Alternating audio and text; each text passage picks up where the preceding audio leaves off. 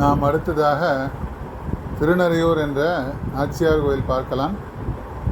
அம்பரமும் பெருநிலமும் திசைகளட்டும் அலைகடலும் குலரையும் உண்ட கண்டன் கும்பமரம் வடமரத்தின் இளமேல் பள்ளி கூடினான் திருவடியே கூடுகிற்பேர் வம்பவிழும் செண்பகத்தின் வாசமுண்டு மணிவண்டு வகுளத்தின் மலர்மேல் வைகு செம்பியன்கோச் செங்கனான் சேர்ந்த கோயில் திருநறையூர் மணிமாடம் சேர்மின்களே.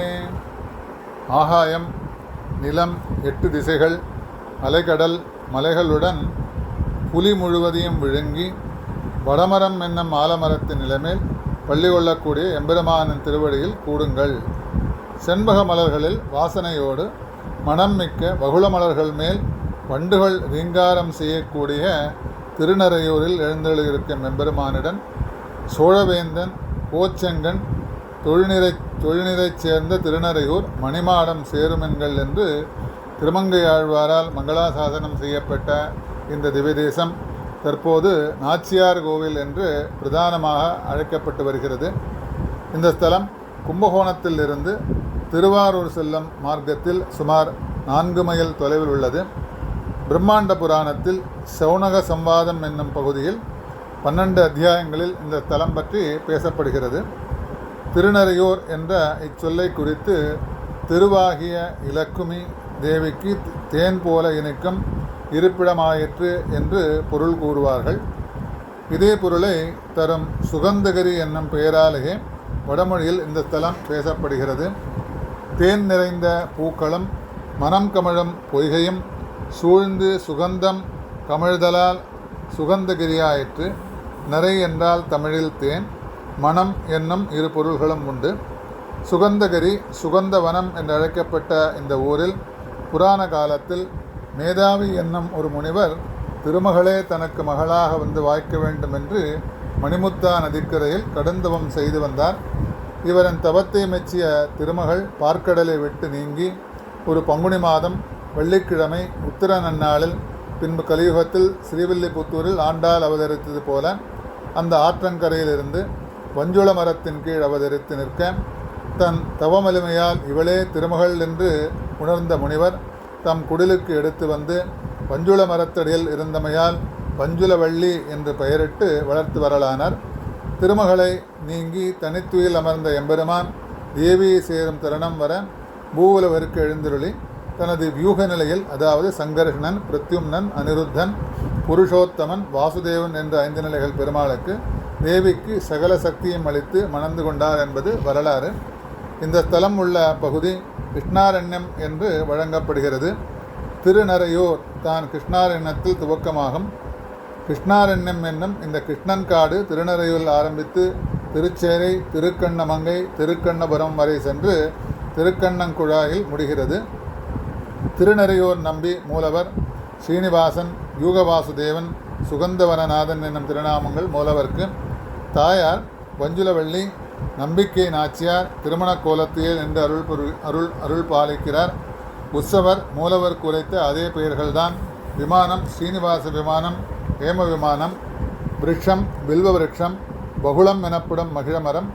தீர்த்தம், இங்கு முக்கியமான 5 தீர்த்தங்கள் உண்டு. மணிமுக்தா புஷ்கரணி சோழன் தெய்வவாழ் பெற்றது. சங்கர்ஷண தீர்த்தம் பிரம்மாவின் தோஷம் விலகியது. பிரத்யும்ன தீர்த்தம் பானுதத்தன் என்னும் அரக்கனின் சாபம் தீர்ந்தது. அனிருத்தன் தீர்த்தம் இந்திரனின் சாபம் அகன்றது. சாம்ப தீர்த்தம் சப்தரிஷிகள் தபம் செய்த பெருமை பெற்றது. இங்கு காட்சி கண்டவர்கள் மேதாவி முனிவரும் திருமணத்திற்கு வந்திருந்த பிரம்மாவும். சிறப்புகள் பார்த்தா, யூக வாசுதேவனாக இந்த இடத்திற்கு எழுந்துள்ள எம்பெருமான் தனது 5 நிலைகளில் உண்டான சக்தியை தேவிக்கு அளித்து ஸ்ரீனிவாசன் என்னும் திருநாமத்தோடு தேவியை திருமண கோலத்தில் ஏற்றுக்கொண்டார்.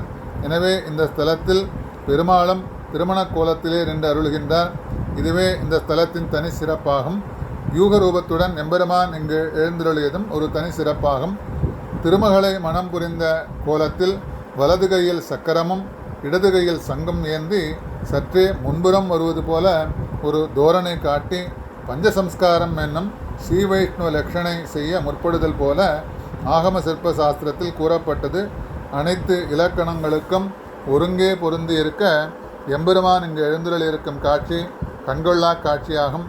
இதுபோன்ற அழகு திருமேனியை வேறு எந்த திவ்யதேசத்திலும் சேவித்து விட முடியாது. இந்த எம்பெருமானது அழகு திருமேனியில் திருமங்கையாழ்வார் ஆட்பட்ட விதம் சொல்வதற்கு வழியே இல்லை. அப்படிப்பட்ட அந்த திருமங்கையாழ்வாரோட அந்த மங்களாசாசனம் அங்கு பிராட்டிமார்களால் புகழ்பெற்ற ஸ்தலங்களில் இதுவும் ஒன்று. ஸ்ரீதேவியின் பெருமை திருவரங்கத்தில் என்றால், உமாதேவியின் பெருமை ஸ்ரீவில்லிபுத்தூரில் என்றால், நீலாதேவியால் பெருமை பெற்றது இந்த ஸ்தலமாகும். பிராட்டிக்கு உண்டான நம்பிக்கை நாச்சியார் என்னும் திருநாமத்தாலே நாச்சியார் கோவில் என்றே பெயர் ஏற்பட்டது. ஸ்ரீவில்லிபுத்தூரை நாச்சியார் திருமாளிகை என்றும் இத்திருநறையூரை நாச்சியார் கோவில் என்றும் அழைப்பார்கள். திருமங்கையாழ்வார் தனது பாசுரத்தில் மன்னம் மணிமாடக் கோயில் என்று இந்த ஸ்தலத்தை புகழ்கின்றார். அதாவது இந்த ஸ்தலம் மாடக்கோவில் அமைப்பில் உள்ளது. கோபுர வாயில் நின்று நோக்கினால் இந்த எம்பெருமான் ஒரு மாடத்து மேல் பொலிந்து நிற்பது போன்று தெரியும்.